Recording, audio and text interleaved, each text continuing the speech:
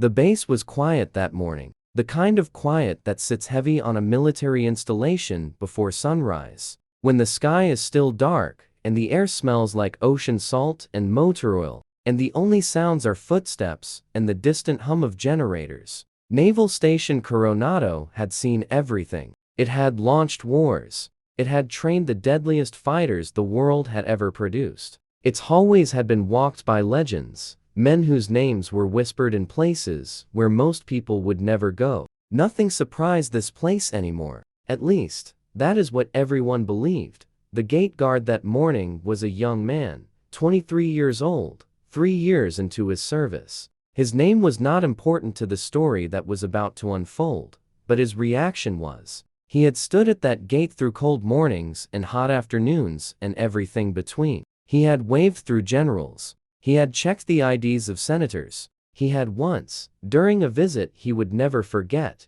held the gate open for a former president of the United States. None of those moments had made him feel what he felt at 6:47 that morning. When the black vehicle stopped at his checkpoint, a woman stepped out. She was not in uniform. She wore dark clothing, plain and functional, nothing that identified her branch or rank or unit. She had no lanyard around her neck, no badge clipped to her jacket, no folder of credentials extended toward him. She simply stood there on the other side of his checkpoint, looking at him with eyes that were calm in a way that went far beyond ordinary calm. The kind of calm that is not the absence of experience, but the result of too much of it. He did not ask for her identification. He could not explain this later. He would be asked about it, gently, and then more directly, by a supervisor who genuinely wanted to understand what had happened at that gate. The young guard would try to put it into words and fail every time. The closest he ever got was this. He said it felt like asking the ocean to show its permit. Some things simply are what they are, and demanding paperwork from them feels like a misunderstanding of how reality works. He opened the gate. She walked through. The vehicle followed. And that was the beginning of a day that no one on Naval Station Coronado would ever fully agree on, because everyone who experienced it came away with a slightly different version, and every version was true. And together, they added up to something that none of them could explain. But all of them remembered. The briefing room where she was headed was not a room that most people on the base knew existed. It sat at the end of a corridor that required 2 separate clearance checks to reach. And even with the right clearance, a visitor needed to be escorted. The room had no windows. It had a table long enough for 20 people, though it was rarely used at full capacity. The chairs were standard military issue, uncomfortable by design, because the people who sat in them were not supposed to be comfortable. They were supposed to be alert. That morning, 14 men sat in those chairs. They were Navy SEALs, which is a phrase that gets used often and understood rarely. What it actually means, in the lived and breathing reality of the people it describes, is something like this. These were men who had been tested past every reasonable limit. Men who had been broken and rebuilt, broken again, and rebuilt better, until what remained was something that was no longer entirely ordinary. They had operated in places that do not appear on maps that anyone can buy. They had made decisions in conditions of darkness and noise and fear that would have paralyzed most human beings. They had come home from things that most people do not know happen, and they had come home changed in ways that did not show on the outside. These men did not impress easily. They had been around too much, seen too much, survived too much to be moved by the ordinary signals of authority. A medal meant something to them, certainly, but only if they could look at the person wearing it and sense the real thing behind it. Rank meant something, but only when the person carrying the rank had earned it in a way that showed. They were, in the best and truest sense, people who could see through surfaces to what lay underneath. It was a skill you developed when your life depended on reading situations correctly. When the door opened and she walked in, every single one of them stood up. Nobody ordered it. There was no senior officer in the room who called them to attention. The standing happened the way the tide comes in, not as a decision, but as a response to something that is simply happening, something that has its own gravity. One man rose, and the others followed, and within a second all 14 of them were on their feet, and not one of them could have told you exactly why. She did not acknowledge the standing directly. She moved to the head of the table and set down a single folder, and then she stood there for a moment looking at the room. Her gaze moved from face to face, unhurried, and each man who met her eyes felt something that was hard to name. It was not intimidation. It was something closer to recognition, like being seen by someone who understands what you have been through because she has been through her own version of it and has paid her own price for it. She sat down. The men sat down. And then she began to talk. She spoke in plain language. No jargon, no military acronyms used for their own sake, no complicated phrasing designed to sound impressive. She described a situation that had been developing for a long time. A situation with moving parts and difficult people, and a set of risks that she laid out with the precision of someone who had spent a great deal of time thinking about what could go wrong. She spoke about geography and human behavior and the particular ways that desperate situations produce desperate actions. She spoke without notes, from memory, with the kind of detail that only comes from direct experience or very serious study. And the men in the room found themselves leaning forward without noticing they were doing it. What made them lean forward was not the information itself, though the information was significant. What made them lean forward was her. The way she spoke, the way her knowledge sat inside her, not as something she had read or been briefed on, but as something she had lived inside, something that had shaped her thinking and her language, and the particular careful way she chose her words. You could hear it. You could feel it in the room, the way you feel a change in weather, the air shifting before the storm arrives.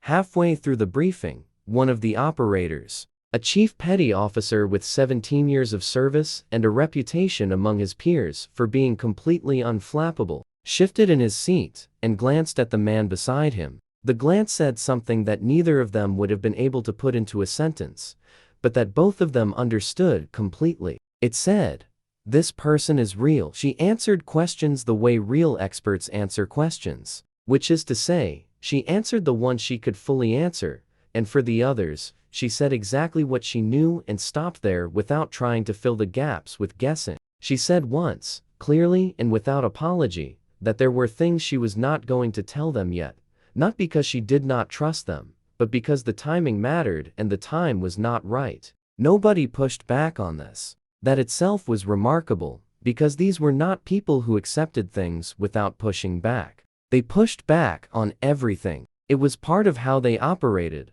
part of how they stayed alive. But they accepted this from her, and they accepted it without resentment. The briefing lasted 2 hours and 40 minutes. When she finished, she closed the folder and looked at the room again in that unhurried way. And then she said something that nobody expected. She thanked them. Not in the performed, obligatory way of someone completing a social ritual. She thanked them in a way that was quiet and specific and clearly meant, as if she understood the weight of what she was asking them to carry and was genuinely grateful that they were the ones she was asking. The chief petty officer, who had been unflappable for 17 years, felt something move in his chest when she said it. She left the room without ceremony. The men sat in the silence she left behind, and for a while nobody spoke. When someone finally did speak, it was the senior man in the room, a master chief with 22 years, who had a voice that could be heard over the noise of a helicopter. He said 4 words.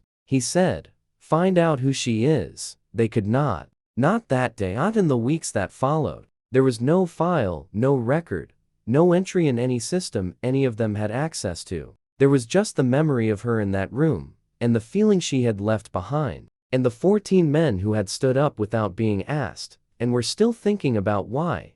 Outside the base, the world continued as it always did, unaware that something had shifted slightly. On a morning in California, that a woman had walked through a gate and into a room, and had changed the temperature of the air in that room, and the thinking of the people in it. The young guard at the gate went back to his post. He would stand there through the rest of his shift thinking about those calm eyes, and the nod she had given him as she walked back out. He would think about it for a long time afterward, in the way you think about moments that feel like they mean something even when you cannot say what they mean. Something true had passed through his gate that morning. He was sure of it. He was just not sure what to do with that certainty, so he kept it, quietly, and carried it with him. Word traveled the way. Word always travels in close communities. Not through official channels, not through announcements or reports, but through the looks on people's faces when they come back from somewhere unusual. It travels through the slight change in a person's posture,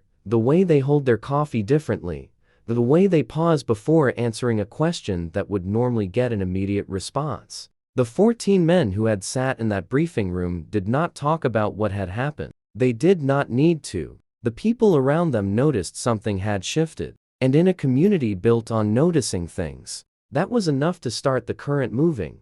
Petty Officer Second Class Ramon Castillo had not been in the briefing room. He was part of a different team, one that shared the same building, some of the same equipment, occasionally some of the same food. He knew the men who had been in that room the way you know people you have trained alongside, which is more honestly and more completely than, most people. When he saw them come out of that corridor, 3 of them in a group and the rest in 1s and 2s over the next half hour, he noticed immediately that something was different. They were not shaken. Navy SEALs are not shaken easily, and these men had been through far worse things than a briefing. But they were altered. They were carrying something new. Castillo did not ask. He waited. He was good at waiting. In his line of work, waiting was often the skill that kept you alive when the more dramatic skills could not help you. He waited through that afternoon and into the evening and through the next morning, and eventually, as he had known it would, the thing that needed to be said found its way to the surface. One of the men from the briefing, a guy named Hector, whose last name was not used in conversations because nobody needed it, sat down next to Castillo at lunch and was quiet for a while, eating, looking at his food more than eating it. Then he said, without preamble and without looking up, that there had been a woman in the briefing that morning. He said she had no ID on her. He said she had not introduced herself. He said she knew things that should not have been possible to know unless she had been inside situations that were not talked about. And she spoke about those things the way you speak about a road you have driven many times. The way familiarity sounds different from research. Castillo asked what she looked like. Hector described her, but even as he described her, he seemed to know that the description was not capturing the thing he was trying to communicate. He described her appearance accurately enough. The plain dark clothes, the calm face, the way she moved. But then, he stopped and shook his head, because none of those details were the point. The point was not what she looked like. The point was what it felt like to be in the room with her, and that was not something that could be transmitted through physical description. What Hector said finally, after a long pause, was that he had stood up. He said they had all stood up. He said nobody told them to. He said it just happened. The way breathing happens. The way your eyes close when something comes at your face. Not a decision, but a response. He said he had thought about it since then, and he could not identify the exact thing that had caused it, except that when she walked in, the room understood something about her that the room could not have read from any document. He said it was like the room recognized her, and the room recognized that whatever she was, she had earned the standing.